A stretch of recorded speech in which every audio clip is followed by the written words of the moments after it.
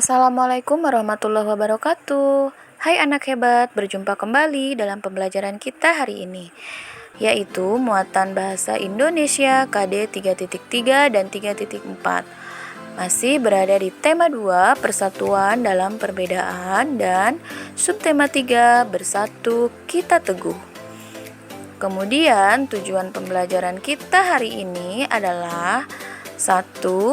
Agar peserta didik dapat menyusun teks pidato dengan baik, yaitu menggunakan bahasa baku dan kalimat yang efektif. Lalu peserta didik dapat membaca teks pidato dengan intonasi yang tepat. Pernahkah kalian mendengar Bapak Presiden atau Bapak Gubernur kita ketika berpidato? Tentunya bahasa yang disampaikan atau pidato yang disampaikan itu sangat terstruktur, isinya relevan, kemudian mudah dimengerti dan menarik kita sebagai audiens. Nah, bagaimana agar pidato yang kita sampaikan bisa dimengerti, mudah diterima dan tidak menyalahi kaidah? Mari kita simak penjelasan berikut ini. Hal-hal yang perlu diperhatikan dalam membuat pidato. Yang pertama, penggunaan bahasa dan penulisan. Gunakan bahasa baku namun tidak kaku.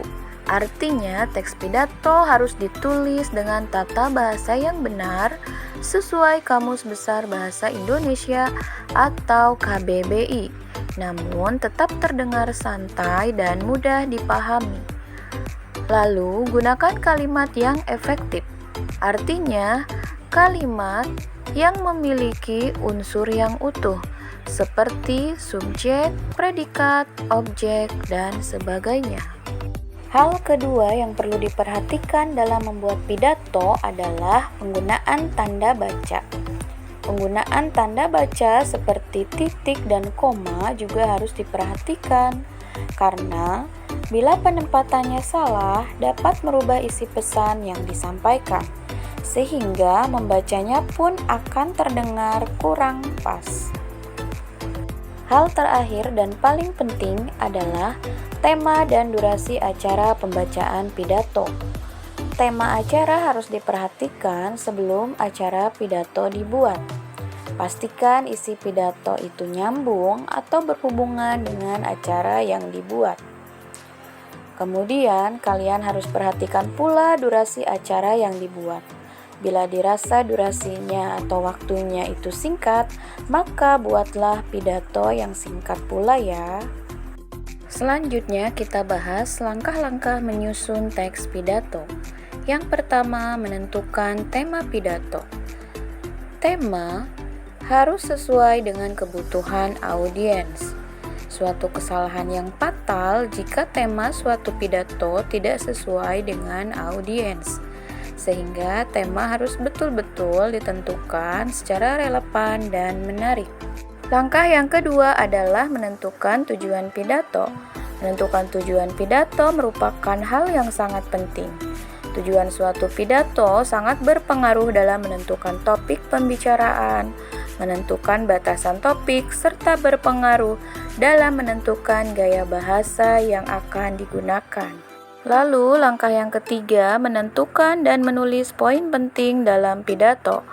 Poin penting ini bertujuan agar penulis lebih dipermudah dalam menyusun kerangka pidato. Selanjutnya, langkah yang keempat, menyusun kerangka teks pidato. Setelah poin penting dalam pidato, penulis harus menyusun kerangka teks pidato. Kerangka ini terdiri atas pendahuluan, isi, dan penutup. Semuanya harus disusun secara terstruktur agar penulis atau orator mudah dalam berpidato. Langkah selanjutnya adalah mengembangkan kerangka menjadi pidato yang utuh. Dalam mengembangkan kerangka pidato, perlu diperhatikan unsur-unsur pidato, yaitu pembukaan, isi, dan penutup. Pada bagian pembukaan, terdapat kalimat pembuka atau salam. Tujuannya memberi penghormatan, kemudian mengkondisikan atau menarik perhatian audiens agar memperhatikan pembicara. Lalu ada pendahuluan berisi ucapan syukur, kemudian dilanjutkan dengan memberi sedikit gambaran pada audiens tentang topik yang akan dibicarakan. Pada bagian isi merupakan pokok bagian pidato yang diuraikan atau dijabarkan topik secara keseluruhan.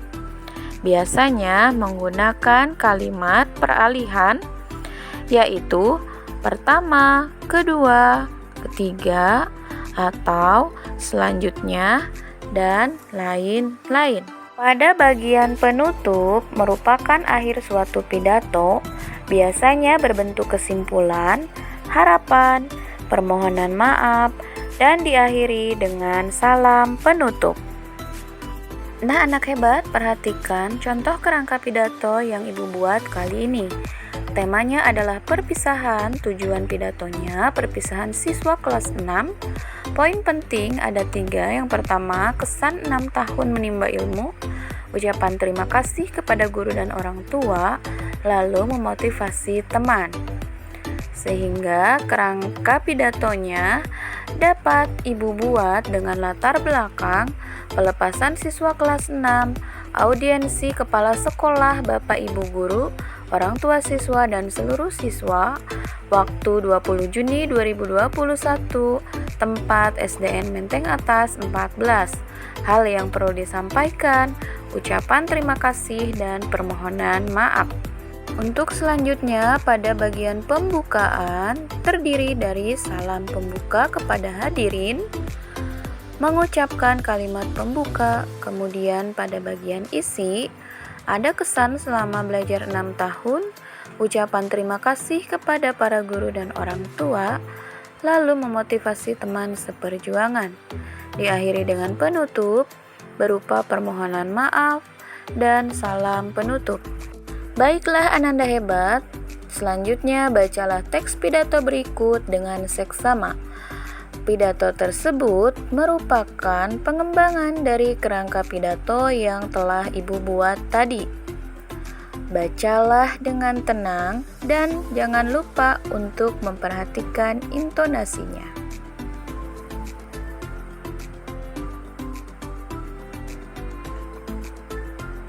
Demikianlah pembahasan pembelajaran kita kali ini. Semoga bermanfaat. Terima kasih. Wassalamualaikum warahmatullahi wabarakatuh.